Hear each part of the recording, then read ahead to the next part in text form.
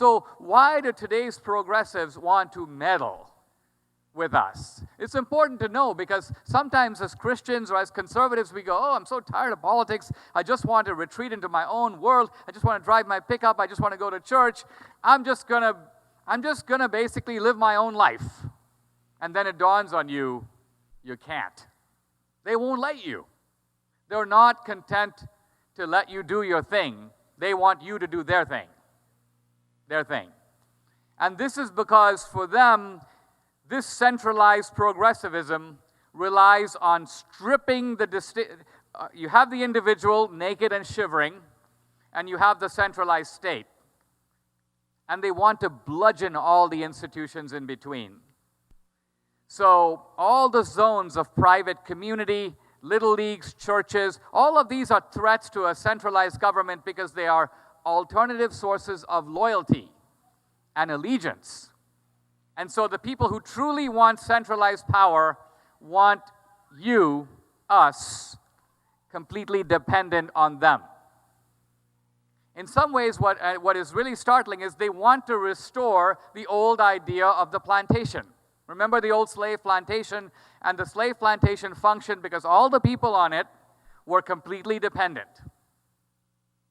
And if you think about the progressive agenda, or you even look at the progressive agenda as lived out in inner cities, that's what we see. Now, I was thinking about Margaret Sanger, watching Hillary, she got the Margaret Sanger Award, you probably know, in 2009. And Hillary says, very self-consciously, that we should be inspired by Margaret Sanger and embrace her vision. Now, Hillary's not a dummy. She knows that Margaret Sanger was not about spacing your pregnancies. She knows that Margaret Sanger wasn't even about birth control. Population's too high, let's control births. No. Margaret Sanger was about some people having more children and other people having less children. And who decides? Not the people themselves. No way. She decides.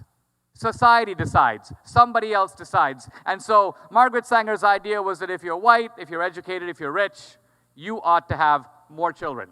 She called that positive eugenics. But if you're dark-skinned, if you're black, if you're poor, you must have fewer children. Ideally by persuasion. But if not, forced sterilization is quite acceptable as an option as well.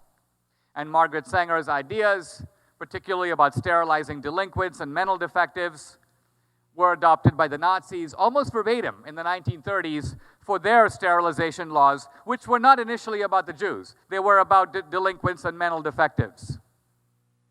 And then, as you know, and if you watched our movie, Margaret Sanger had the Negro Project.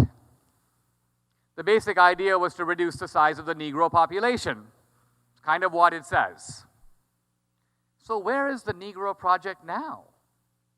Well, the Negro Project still exists. And today it is called Planned Parenthood. Because it's not an accident today that if you go in the inner cities and that's where you see all these Planned Parenthood clinics, which are doing a thriving business.